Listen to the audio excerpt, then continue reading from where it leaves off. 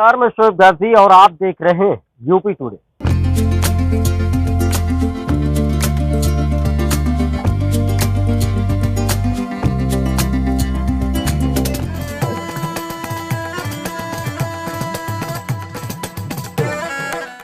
आज मैं आपको अयोध्या लेकर आया हूँ और खास करके इस नदियों से मैं आपको वो शख्सियत से मुलाकात करवाना चाहता हूँ इस उड़ती गिरती लहरों के बीच।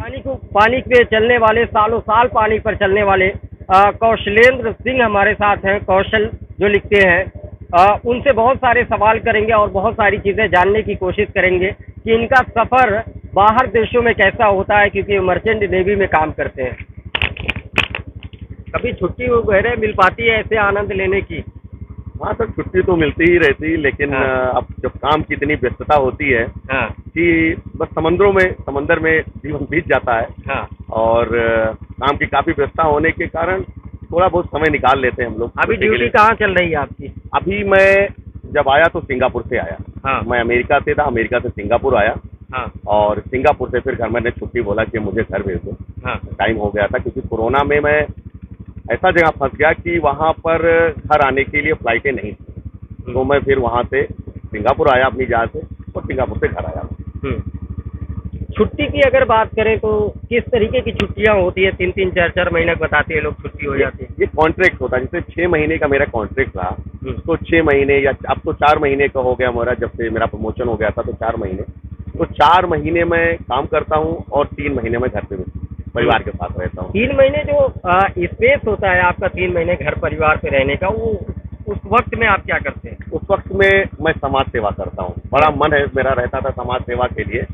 एक्चुअली मैं आपको बताऊं कि मैं और मेरे जो मुझसे बड़े भाई हैं डॉक्टर राघवेंद्र सिंह जी, और हम 3 भाई हैं। बड़े यादवेंद्र सिंह जी जो हाईकोर्ट लखनऊ में समीक्षाधिकारी हैं, उसके बाद डॉक्टर राघवेंद्र सिंह जी और मैं, हम लोग रूस में पढ़े हुए हैं।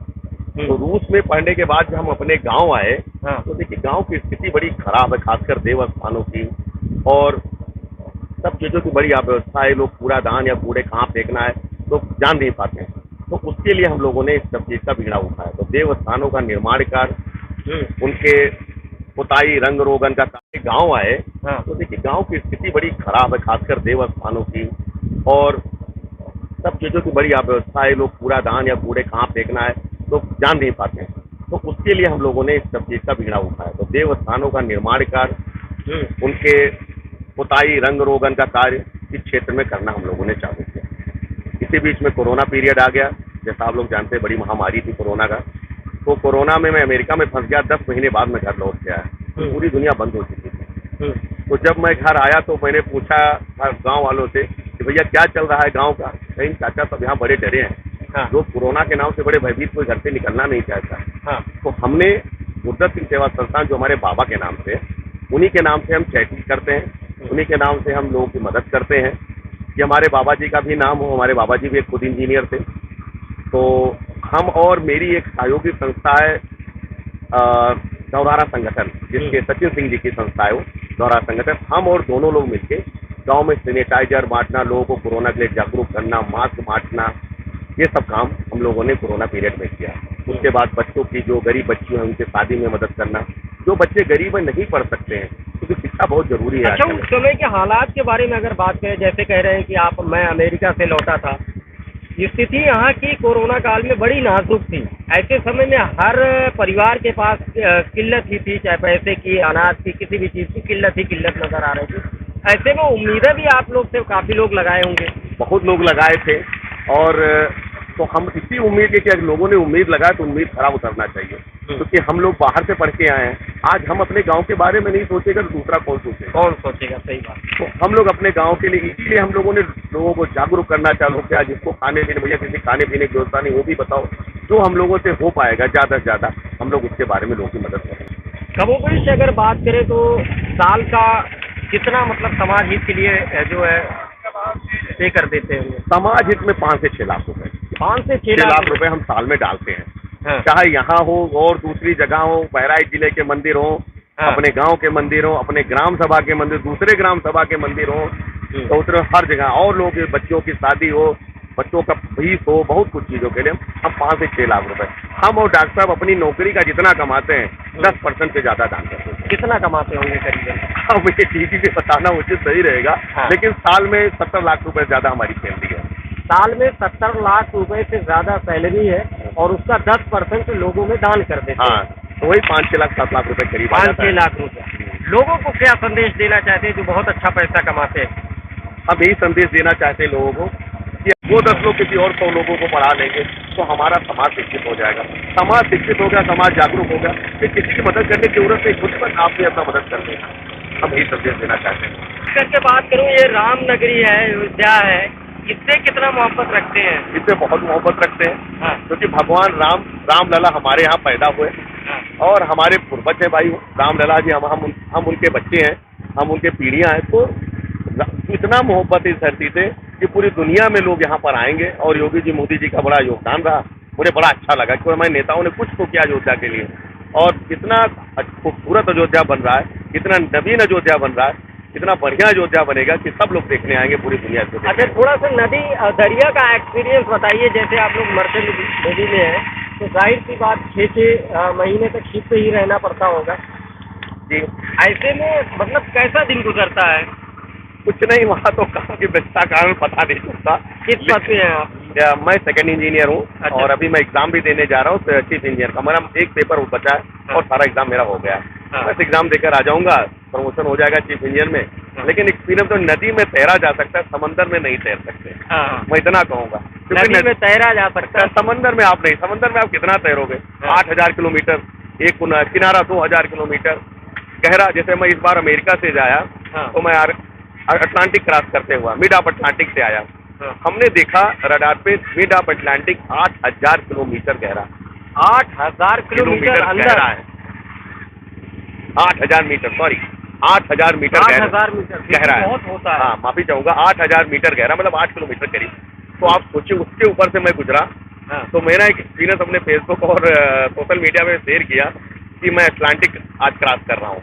हाँ। और तो मैं यही कहूँगा कि समंदर में नहीं तैरा जा सकता क्योंकि वहाँ की लहरें 8-8 मीटर, 4-4 मीटर, 6-6 मीटर उठती हैं। तो जब समंदर खराब होता है तो कोई जहाज या कोई चीज आपको बचाने नहीं आएगा। तो इसीलिए नौकरी बहुत मुश्किल की है, बहुत टफ नौकरी है ये। डर नहीं लगता? अब कुछ नहीं, अब तो आदत पड़ गई है। आदत पड़ गई है। अच्छा, ये छोटे छोटे इस तरीके से सवारी करके कैसा लगता है? अच्छा लगता है अपने देश में घूमना। हाँ। और खासकर रामलला अयोध्या में घूमना बहुत ही अच्छा लगता है, बहुत मनमोहक लगता है। खैर, हम लोगों का सफर पूरा हुआ और आगे क्या करना चाहते हैं आप समाज हित के लिए?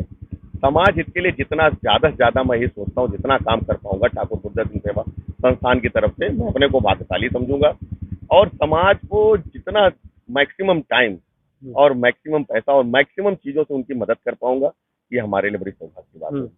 शिक्षा के क्षेत्र में भी आप बहुत अच्छी मेहनत कर रहे हैं और मतलब अगर पढ़ाई लिखाई बच्चों को लेकर 8,000 किलोमीटर गहरा। 8,000 किलोमीटर अंदर गहरा है।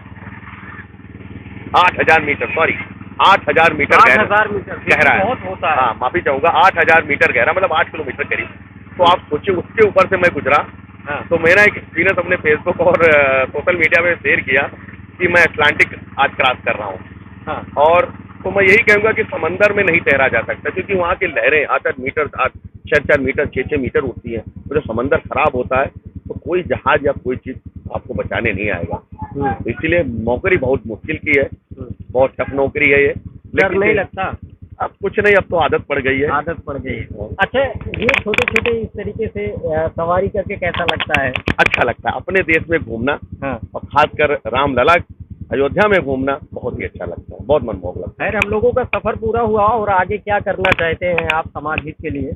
समाज हित के लिए जितना ज्यादा से ज्यादा मैं ये सोचता हूँ, जितना काम कर पाऊंगा ठाकुर गुरदत्त सिंह सेवा संस्थान की तरफ से, मैं अपने को भाग्यशाली समझूंगा।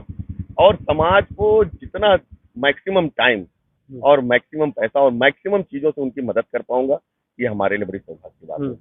शिक्षा के क्षेत्र में भी आप बहुत अच्छी मेहनत कर रहे हैं और मतलब अगर पढ़ाई लिखाई बच्चों को लेकर की जाए तो किस तरीके से उनके साथ करें? हम उनके साथ हर चीज से आगे आएंगे। खासकर मेरा एक सपना है हमारे गांव में IAS और IPS में। और मेरा सपना यह है कि हमारे गांव में कम से कम 4-5 IPS और IAS। ये भी कहा जाए आगे कि रामनगर धौरहरा में, भैया वो रामनगर धौरहरा IASों का गांव है। या इंजीनियरों का गांव है या डॉक्टरों का गांव है। तो मैं अपने ग्राम रामनगर धौरहरा के लिए इतना जरूर कहना चाहूंगा कि मेरी बड़ी मंशा है और इस पे हम काम भी कर रहे हैं। जो बच्चे आईएएस आईपीएस की तैयारी करना चाहते हैं उनके लिए कोचिंग वोचिंग का पैसा भी हम लोग अरेंजमेंट करेंगे आगे भविष्य में। और हम चाहते हैं कि हमारे यहाँ 3-4 बच्चे 5 बच्चे मैक्सिमम जितना भी हो पाए डॉक्टर इंजीनियर और आईएएस और आईपीएस बने। ये मेरी बड़ी दिली तमन्ना है। अब देखिए भगवान कब तक पूरा करते हैं। चलिए, तो ये उड़ती और गिरती लहरों के बीच का सफर कौशलेंद्र जी के साथ रहा और इनका अनुभव और इनकी मेहनत, इनकी लगन और इनका जो लोगों के बीच जो चाहे शिक्षा जगत को लेकर हो या ऐसे ही कोई मजबूरी में हो, पैसा बांटना, पैसा देना, इस तरीके का सहयोग करना, ये लगातार इनका अथक प्रयास से जारी है और उम्मीद करते हैं हमेशा के लिए जारी रहेगा।